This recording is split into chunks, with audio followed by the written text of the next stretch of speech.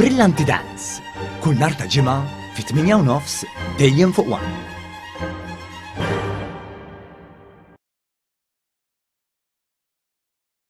Il-maġġoranza assoluta tal-popolazzjoni Maltija, jiġifieri 90%, għandha fiduċja fil-Korp tal-Pulizija. Dan ħareġ minn stħarriġ mill-Uffiċċju Nazzjonali tal-Istatistika l-NSO li jkejjel il-perċezzjoni tal-pubbliku dwar il-Korp tal-Pulizija għas-sena 2022.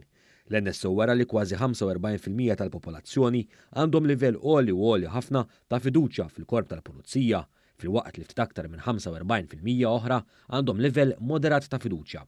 35% żammew il-pożizzjoni tagħhom bħala waħda neutrali. Minn dawk li kellhom livell għoli jew għoli ħafna ta' fiduċja, kważi 49% attribwixxew dan għal fatt li l-pulizija jaħdmu b'mod korrett, dinjutuż u b'rispett. Aktar minn 40% attribwew dan għal fatt li f'pajjiżna tinħass il-preżenza tal-pulizija. Barra minn hekk, aktar minn 31% qalu li għandhom fiduċja għolja jew għolja ħafna fil-pulizija għax dawn jaġixxu. Intant l-NSO staqsal l-aktar minn 1500 parteċipant f'dan l-istħarriġ dwar l-opinjoni tagħhom fuq il-Korp tal-Pulizija.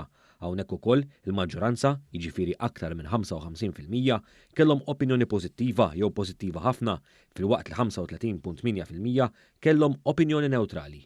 L-NSO kejjel ukoll is-sentiment tal-pubbliku fuq diversi aspetti li jolqtu l-Korp tal-Pulizija. Dawn jinkludu l-imparzjalità, l-integrità, il-kompetenza, is-servizz professjonali u r-rispons f'waqtu. F'kull waħda minn dawn l-aspetti, il-maġġoranza tal-popolazzjoni kellha sentiment pożittiv. Kważi 60% qalu li l-pulizija jaħdmu b'mod integru, filwaqt li kważi 70% qalu li l-korp jipprovdi servizz tal-livell professjonali.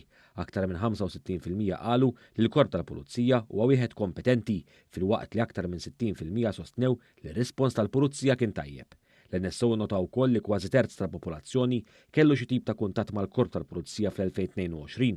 Aktar minn 2/3 ta' dawn il-persuni sostnew li l-esperjenza tagħhom meta kienu f'kuntatt mal-Korp tal-Pulizija kienet tajba jew tajba ħafna.